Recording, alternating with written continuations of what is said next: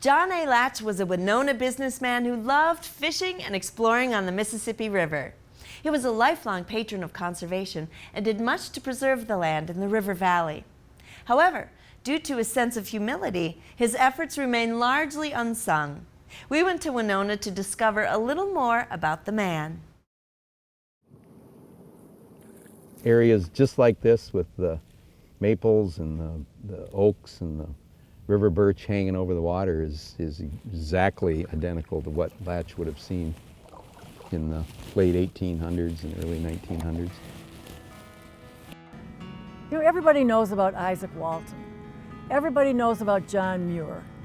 Everybody knows about these men who did the same thing that John A. Latsch did. Nobody knows about John A. Latsch because he didn't blow his own horn. John Latsch was the son of two Swiss immigrants, and he was born down in Trempealeau, which is downriver from here, at an early age, about 7 years old.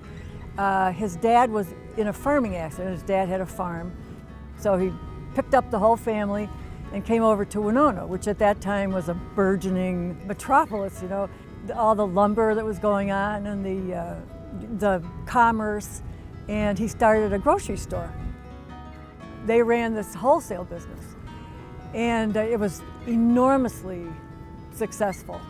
They ran huge drays. They had stables for their horses. They took groceries all over the region. And then when the railroads, came in, it just made them even more successful, because then things could be shipped around, to the three-state area. His dad died in 1909. His brother died a couple months after that, and that left John A. all alone at the age of 49. He was never married. He was just not really a loner, because he was also the mayor at times, so he wasn't an introvert, but he was a kind of a quiet, gentle man that enjoyed his time in his canoe out on the river, and that's how he relaxed. It was in 1907 when he, on a Saturday afternoon, decided to take his canoe out from the dock in the levee of the city where he kept it. And this is pre-dam, you have to understand, so there's no dams. It's beautiful backwater areas where there's a main channel, but there's a lot of back channels and rivulets that go through woods and beautiful areas. So he liked to go, surprisingly, upstream. He would paddle upstream.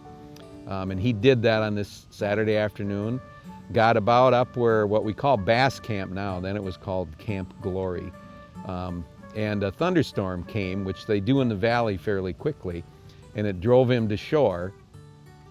But this day, Farmer Schmong decided that it was his land and he didn't want anybody trespassing. This man was chasing him back into the middle of a thunderstorm, which was very frustrating and maddening to what was a pretty gentle man. And the next day, John Latsch called a friend of his. He had him go and buy the farm from this farmer Schmong without the farmer knowing who bought it, so that Latsch could own it and no one would ever be thrown off it again. It might not have been the total impetus for John Latsch starting to buy land, because he had been buying up land in Winona before that.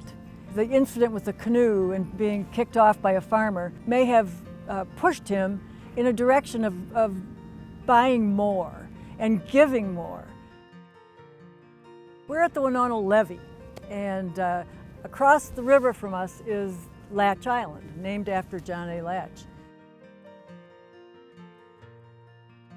This bridge right next to us from Latch Island goes to what's called Ogaming Park, which is in Wisconsin. That's actually Wisconsin over there. And Ogaming Park is an 1,100-acre park that the city of Winona owns in the state of Wisconsin, again, gifted by John Latsch. It's an absolutely beautiful example of a floodplain forest. He gave over 20,000 acres to the city, to the state of Minnesota, and to the state of Wisconsin. He gave the land for Perot State Park, for Merrick State Park upriver. He gave a lot of land for Whitewater State Park and other smaller parks. In Winona, we wouldn't have a municipal golf course if it weren't for him. We wouldn't have the ball fields that we have were it not for John Latsch's generosity. So he should be a very important person here, but he's been forgotten for many years.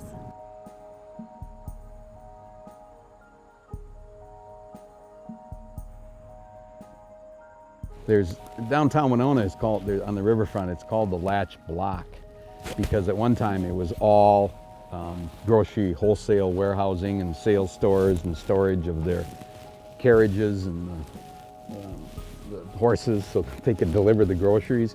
In fact, I've interviewed ladies that were with their fathers that are in their 90s now that received candy from John Latsch in Winona when they'd go into the store with their dad.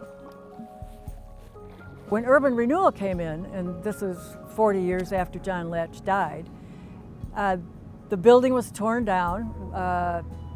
Many people were very upset. It was a gorgeous building, and you know, if you had it today, you'd make condos out of it.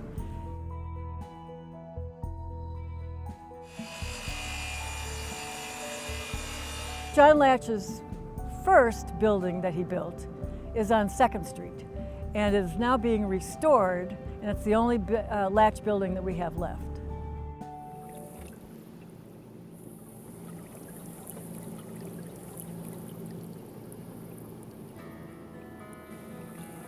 I'm just repeating what the joys for me are, which would be the same back then as to somebody like Latsch. He would climb the bluffs to, again, reconnoiter his canoe routes in this area. That's one thing at the John Latsch State Park that's named after him. The bluffs down there are gorgeous. In fact, the riverboat captains used to use them as directional signals. They're named Hope, Faith, and Charity, the 3 bluffs in the John Latsch Park. Here, there's swamp oak and cottonwoods and elms and cherry, and there's a lot of, again, this is floodplain forest, so this is what Latsch would have seen. The spirit is back because we live in such a beautiful place. It's now true that younger types of employees that these industries that are very prevalent in town are trying to hire are very much outdoor enthusiasts. They are kayakers, they are hikers, they are bikers, they are the silent sports generation which love Winona. It's great because it generates a spirit in people that there's greater respect for nature and for what it provides to the soul besides having a job you work.